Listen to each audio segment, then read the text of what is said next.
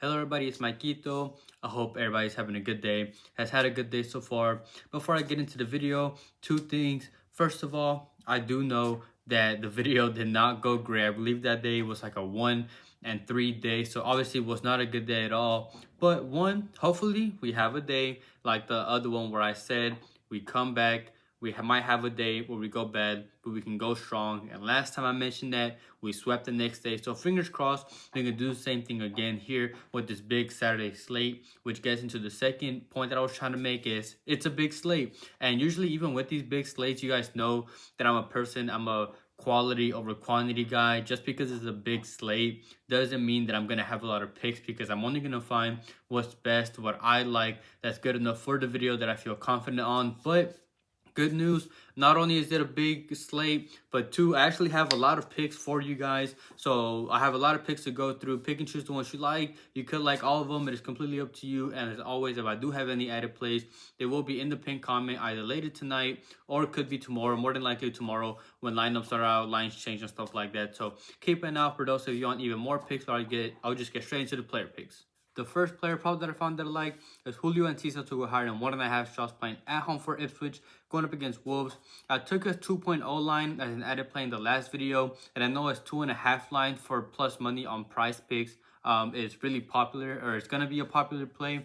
But I'm going to play a little safer and just take his 1.5 line. I really like it. He came through last time, like I mentioned, is because anytime I've taken him, he's always came through for us. And it's because he's a shooter. He's gone over this mark in 3 out of 4 starts for Ipswich Town and has averaged 4.98 shots per 90. And it's mainly because he will shoot from anywhere.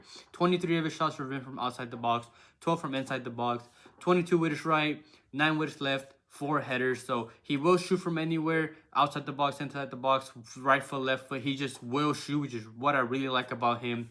Wolves are below average defense and on average allow 13.9 shots to opponents when they play away from home. And he's proved to be important to their survival in the Premier League if they want any chance of getting those points and getting out of that relegation zone. And Enciso, in my opinion, is one of, if not the most important attacking piece for them, right next to the lab. So Wolves struggle against skillers, and Enciso is a pretty good dribbler. He likes to dribble the ball, make his own challenge, which is good for us. And then there's a reason why I liked him as well. In the international break, he had 3 shots and 4 shots, and it's just to show you that he will shoot. And at the end of the day, it's a good line to take with a decent matchup at home. I like Julio Enciso to go higher than 1.5 shots.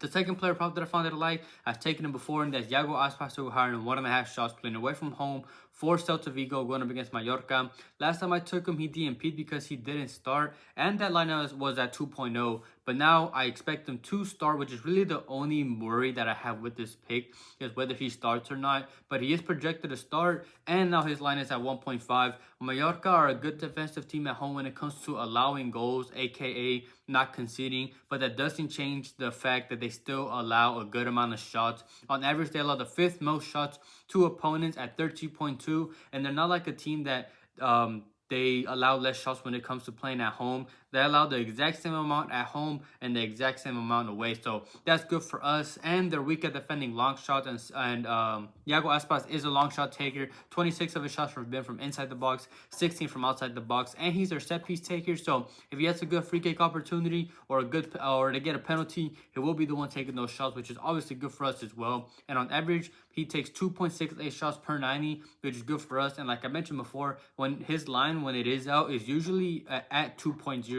And at 1.5, I'll take the value here. He played in the first game. He actually got subbed on and only played around the half. He didn't even play like the full half. He played around 44 minutes. He didn't even play the full game and still went over this mark with 3 against them earlier this season. And both of the teams are 7 points off top 6. So both teams are fighting for a European spot for next season. So both teams need 3 points. Neither team should be settling for a draw. Both teams are going to want to go for the win. So I see a lot of attack on both sides, and it's a good line. And he's gone over in 73% of games in which he has started. 11 out of 15 starts that he has played in. It is a good line to take, and I like it. So I like Iago Aspas to go higher than 1.5 shots. The next player prop that I found that I like is Marco Asensio to go higher than 2 shots, playing at home for Aston Villa, going up against Forest. If you do want to play it a little safer, I know on PrizePicks they have his Goblin at 1.5, but at the end of the day, you can still push with a 2.0, so that's why I like this line. He's only had 2 Premier League starts.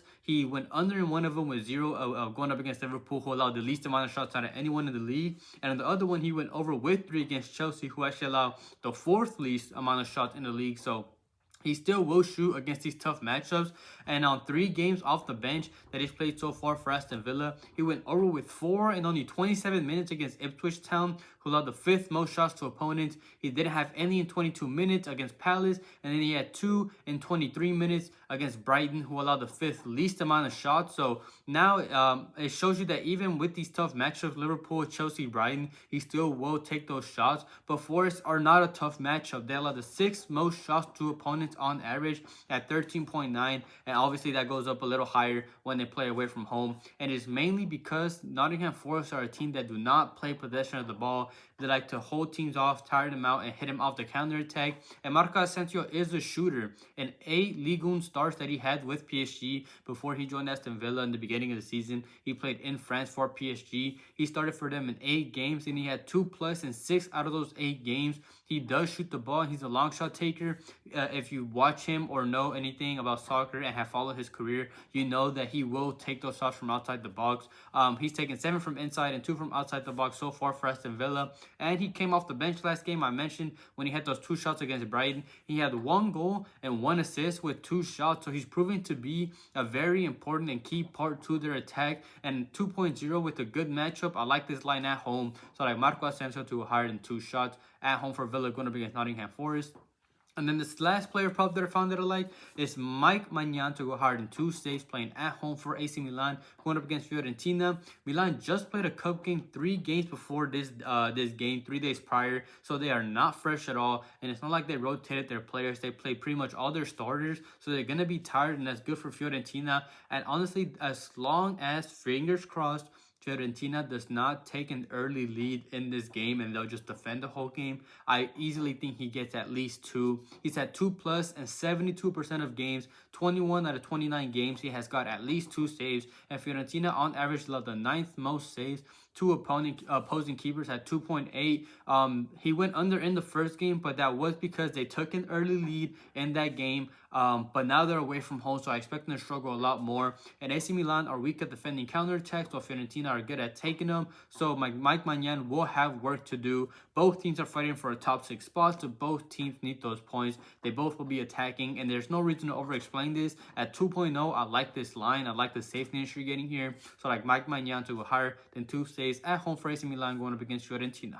Before I get into the money line play, as always, if you guys please could like the video, comment as well. It helps boost the video out to more people. It's a good way to support the channel. And if you also want to support, you can subscribe, turn on notifications so you're notified when these videos are out. And if you want to try to get the videos out even earlier and support the channel more, I do have the membership linked in the description, or there should be a join button next to the subscribe button. It is completely optional. I'm not one of those channels that sell premiums. Join my Discord, get all my picks. No, I try to be as transparent as possible. All my plays are on YouTube. I do not hide any picks. Again, it's just for those that want to support the channel, whether it's liking the video. It doesn't matter how you support. Anything you guys do really does help me out, and I really do appreciate you guys. And all my links for everything else, whether it's Outlier, whether it's Underdog, PrizePicks, Fliff, everything is linked in the description. So again, I really want to thank everybody who supports me in any way. But day 1 of the new ladder challenge failed, but I'm not going to quit on just day 1. I'm going to retry it. I have another slip for day 1. You can currently get this one, I believe, for -124. And the first leg is the Inter money line going up against Parma. This is in the Italian league. It is Serie A. They are still in the middle of a title race. They are currently first place and are first by 3 points. So they need to pick up as many points as possible. Lautaro Martinez is back. He missed the last couple games. And even with some players that are injured, I believe they might have 2 or 3 injuries. They are a very deep squad, and they're still the much better team. They won in the first game 3-1 for a reason. And Parma are missing quite a few key players. They're missing some center backs. They're missing a rotation striker as well. They're missing me Hakla, which is really the main one who can play as left winger, and they can, and Cancerelli who plays as a left winger. But it's just to show you that Parma are pretty thin right now when it comes to defense and their attackers. And with the next game for Inter Milan being in the Champions League, I expect them to try to maintain control, maintain possession, hold Parma without a goal. And I did think about taking Inter Milan to score 2 goals, but I can easily see, well, I'm not going to say easily, but I can see this game ending in 1-0. And at the end of the day, Parma can't defend counterattacks. They're not good at defending the wings. They allow a lot of through balls. They're weak in the air. And Inter Milan can't score from anywhere. So I just trust them to get it done. I believe I took them last time they played and they came through. And I expect them to come through here again. So for the first leg, I like the Inter Milan money line going up against Parma. And then the second leg, I have the Barcelona money line going up against Real Betis.